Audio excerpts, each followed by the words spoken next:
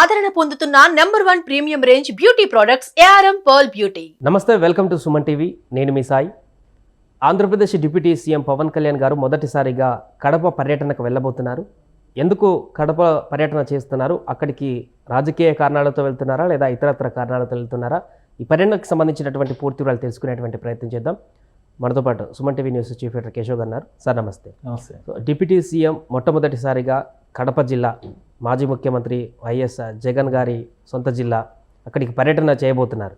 ఏం జరగబోతుంది అక్కడ? ఎలాంటి కార్యక్రమాలు ఉన్నాయి? జగన్ అడ్డా అని చెప్పుకునేటువంటి కడపలో పవన్ కళ్యాణ్ అడుగు పెట్టబోతున్నారు మొదటిసారి, అది కూడా గెలిచిన తర్వాత. ప్లస్ జనసేన పార్టీ మొదటి నుంచి కూడా కడప రాజకీయాల్లో జనసేన నాయకులు కొంతమంది చురుగ్గా వ్యవహరించినటువంటి సందర్భాలు ఉన్నాయి.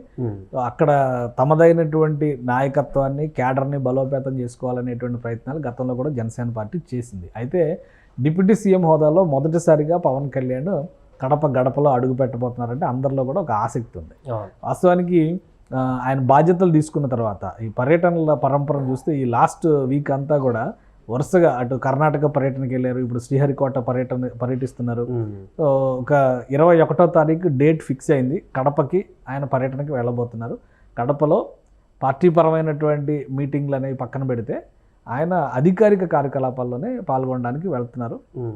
రెవెన్యూ శాఖ, ఈ ప్రభుత్వం మారిన తర్వాత రెవెన్యూ శాఖకి సంబంధించిన చర్చ ఎక్కువ జరుగుతుంది. ఏంటి, భూ రికార్డులకు సంబంధించినటువంటి అంశాలు కావచ్చు, భూ కబ్జాలకు సంబంధించినటువంటి వ్యవహారాలు కావచ్చు, పేర్లు తారుమారు చేసి కొంతమంది స్వాధీనం చేసుకుంటున్నటువంటి రికార్డు, వీటన్నిటిపైన కూడా చాలా విస్తృతమైన చర్చ జరుగుతుంది. రాష్ట్ర ప్రభుత్వం కూడా దీనిపైన చాలా సీరియస్గా ఉంది.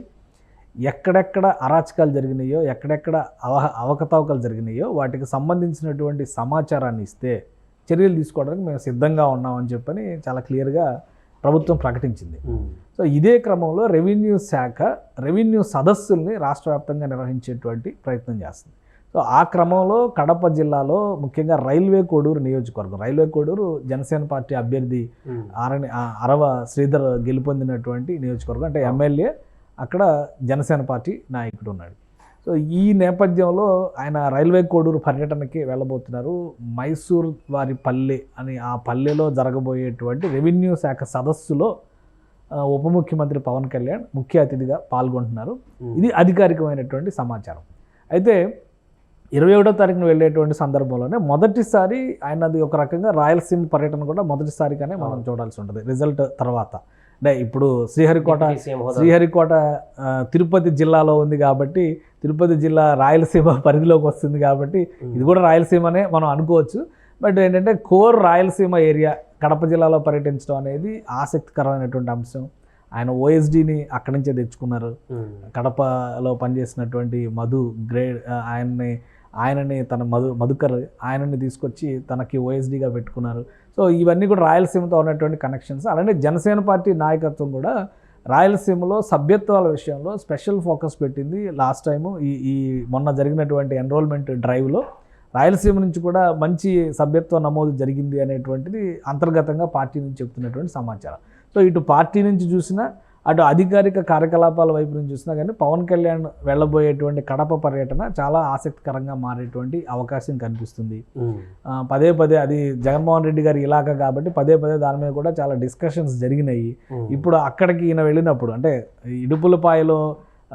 ఇడుపులపాయకి జగన్మోహన్ రెడ్డి వెళ్ళినప్పుడు ఎటువంటి అటెన్షన్ ఉంటుందో, ఇప్పుడు అనూహ్యంగా పవన్ కళ్యాణ్ కడప వైపు దృష్టి పెట్టడం అనేది కూడా అంతే రాజకీయ ప్రాధాన్యం ఉన్నటువంటి అంశంగా కనిపిస్తుంది. అయితే రాజకీయ అంశాల కంటే కూడా అధికారిక కార్యకలాపాలపైనే పవన్ కళ్యాణ్ ఎక్కువగా ఫోకస్ పెట్టారు. ఆయన కూడా పదే చెప్తున్నారు, ఎన్నికలప్పుడే రాజకీయం, ఇప్పుడంతా కూడా రాష్ట్రం అభివృద్ధి అనేటువంటి దాని మీద చూడాలి. వైసీపీ నాయకులను కూడా మనం శత్రువులుగా చూడాల్సినటువంటి అవసరం లేదు. తప్పు చేస్తే మాత్రం ఖచ్చితంగా చట్టపరంగా శిక్షించడం ఖాయం అనేటువంటి సంకేతాలు ఇచ్చారు. ఈ సందర్భంగా కడప జిల్లాకి ఏమైనా వరాలు ప్రకటించేటువంటి అవకాశం ఉందా డిప్యూటీ సీఎం హోదాలో? అంటే ఒక 2 అంశాలు ఉన్నాయి ఇందులో. ఆయన చూసేటువంటి శాఖల పరంగా చూస్తే కనుక ఆల్రెడీ రావాల్సిన వరాలన్నీ కూడా ఆయన రాబట్టుకునేటువంటి ప్రయత్నం చేశారు. పనికి ఆహార పథకం దగ్గర నుంచి కూడా రహదారుల అభివృద్ధికి సంబంధించి కూడా ఎక్కడికక్కడ రాష్ట్ర వ్యాప్తంగా ప్రాధాన్యాలు తీసుకుంటూ వస్తున్నారు. కాబట్టి ప్రత్యేకంగా జిల్లాలకు వరాలు ప్రకటించేటువంటి సందర్భం కాకపోయినప్పటికీ కూడా ఎన్నికల తర్వాత మొదటిసారి వస్తున్నారు కాబట్టి అది ఒక పొలిటికల్ అటెన్షన్ తీసుకొచ్చేటువంటి అంశం. పైగా రెవెన్యూ సదస్సులకు సంబంధించి చాలా ప్రాధాన్యాలు ఉన్నాయి. అక్కడికి వచ్చే పవన్ కళ్యాణ్ ఎక్కడికి వస్తే అక్కడ జనాలు తండోపతండాలుగా వెళ్ళి ఫిర్యాదులు చేస్తున్నటువంటి పరిస్థితిని మనం చూసాం. తెలంగాణ డ్రైవర్స్కి సంబంధించిన ఇష్యూ కూడా పవన్ కళ్యాణ్ దగ్గరికి వెళ్ళి నేరుగా ఇన్ఫర్మేషన్ ఇచ్చినటువంటి పరిస్థితి, ఆయనకు ఫిర్యాదు చేసి రక్షించండి అనేటువంటి విజ్ఞప్తి చేసుకున్నటువంటి పరిస్థితి ఉంది. సో కడప జిల్లా పర్యటనకు సంబంధించి ప్రాధాన్యం ఏ విధంగా ఉంటుందంటే, ఇప్పుడు మదనపల్లి ఇష్యూని మనం చూసాం. మదనపల్లిలో కానీ ఆ పరిసర ప్రాంతాల్లో జరిగినటువంటి భూ కబ్జాలు, భూదందాలు, సెటిల్మెంట్లు, ఈ వ్యవహారాలపైన వరుసగా ఫిర్యాదుల పరంపర అనేది వచ్చింది. కడప జిల్లా ఇంకా జగన్మోహన్ రెడ్డి గారి ఇలాకా, ఆయనకు పట్టున్నటువంటి ప్రాంతం, అక్కడ ఉన్నటువంటి నాయకత్వం విషయంలో కూడా ఒక బలమైనటువంటి అభిప్రాయం ఉంది కాబట్టి అక్కడ ఎలాంటి అవకతవకలు జరిగినాయి, రెవెన్యూ సదస్సు దగ్గరకు వచ్చేటువంటి ఫిర్యాదులన్నీ కూడా మ్యాక్సిమం భూ కబ్జాలకు సంబంధించి వస్తాయి. సో వాటి రిలేటెడ్ అంశాలు పవన్ కళ్యాణ్ దృష్టికి ఎలాంటివి వస్తాయి, ఎవరు వస్తారు అనేటువంటిది ఇప్పుడు ఆసక్తికరంగా ఉన్నటువంటి.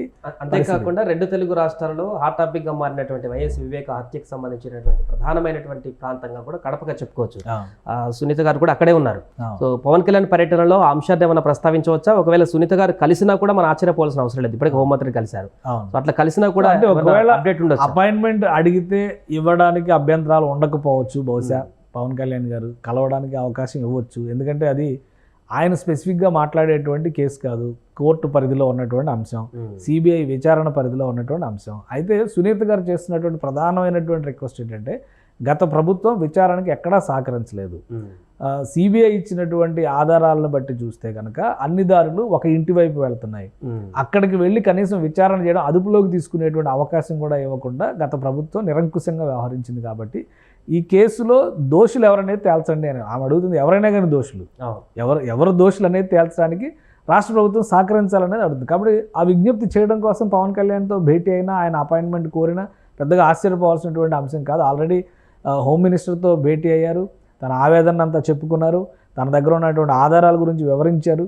కాబట్టి సిబిఐ చేసేటువంటి పరిశోధనకి, విచారణకి సహకరించాల్సిన బాధ్యతగా రాష్ట్ర ప్రభుత్వం తీసుకోవాలన్నారు. హోమ్ మినిస్టర్ కూడా పాజిటివ్గా రెస్పాండ్ అయ్యారు. కాబట్టి ఇప్పుడు పవన్ కళ్యాణ్ గారిని కలిసినా కానీ, డిప్యూటీ సీఎం హోదాలో ఉన్నారు కాబట్టి ఆయన కలిసినా కానీ ఆయన భరోసా ఇస్తారు, సిబిఐ విచారణకు సహకరిస్తాం అనేటువంటి మాట చెప్తారు. అలా కలిస్తే కనుక అది నిజంగానే రాజకీయంగా పెద్ద దుమారం అయ్యేటువంటి అవకాశం స్పష్టంగా ఉంది. అందుకనే మొదటిసారి ఆయన కడపలోకి అడుగు పెడుతున్నారు కాబట్టి ఎలాంటి ఫిర్యాదులు ఆయన దగ్గరకు రాబోతున్నాయి, ఎవరెవరు ఆయన కలవబోతున్నారు, ఇలాంటి అంశాలకు సంబంధించినటువంటి చర్చ ఏమైనా జరుగుతుందా? అలాగే జగన్మోహన్ రెడ్డి గారు, ఆయన కుటుంబం ఏళ్ల తరబడి 30 ఏళ్లుగా కడప పార్లమెంటు స్థానం కావచ్చు, అలానే అక్కడ పులివెందుల నియోజకవర్గం కావచ్చు, ఆ పరిసర నియోజకవర్గాల్లో వాళ్ళు పట్టు పెంచుకున్నటువంటి విధానం, అక్కడ అణిచివేత గురవుతున్నటువంటి వారు ఎదురు చూస్తున్నటువంటి వాటికి పవన్ కళ్యాణ్ కనుక వస్తే ఆయన మాకు సహకరిస్తారనేటువంటి అభిప్రాయం ఉంటే ఈ ఫిర్యాదుల వెళ్ళు కూడా అక్కడికి వెళ్ళేటువంటి అవకాశం ఉంటుంది. విపక్ష నేతగా జగన్మోహన్ రెడ్డి గారు ఇప్పుడు ప్రత్యేకంగా చేయగలిగేది ఏమీ ఉండకపోవచ్చు. కానీ అధికారంలో ఉన్న సందర్భంలో తన సొంత జిల్లా కాబట్టి ఎవరో గొంతు విప్పి అక్కడ జరిగినటువంటి అకృత్యాలపైన కానీ, అక్కడ జరిగినటువంటి నిర్బంధాలపైన కానీ నోరెత్తి ఉండకపోవచ్చు. ఇప్పుడు ఒక అవకాశం కదా, అందుకనే కడప జిల్లాని స్పెషల్గా చూడాల్సిన పరిస్థితి కనిపిస్తుంది. రెవెన్యూ శాఖ సదస్సుకి ఎలాంటి ఫిర్యాదులు వస్తాయి, పవన్ కళ్యాణ్ని కలవడానికి ఎంతమంది ఎలాంటి వాళ్ళు అపాయింట్మెంట్స్ కోరతారనేది కూడా ఆసక్తికరమైనటువంటి అంశంగానే మనం చూడాల్సి ఉంటుంది. Right sir. అది ఏదేమైనా కూడా డిప్యూటీ సీఎం హోదాలో మొదటిసారిగా కడప జిల్లాకి పర్యటనకు వెళ్తున్నటువంటి పవన్ కళ్యాణ్ పైన అటెన్షన్ అయితే నెలకొంది రాష్ట్ర వ్యాప్తంగా. అక్కడికి వెళ్ళిన తర్వాత ఎలాంటి రాజకీయ అంశాలకు ఏమైనా ప్రాధాన్యత వస్తుందా, ఎవరెవరు తనని మీట్ అవుతారు, ఆ తర్వాత జరిగే ఎలాంటి కొత్త పరిణామాలు ఏమన్నా బయటకు వస్తాయనేటువంటి ఇంట్రెస్టింగ్ అయితే ప్రస్తుతం కనిపిస్తుంది. సుమన్ టీవీలో మీ పర్సనల్ అండ్ బిజినెస్ ప్రమోషన్స్ కోసం కింది నెంబర్కి కాంటాక్ట్ చేయండి.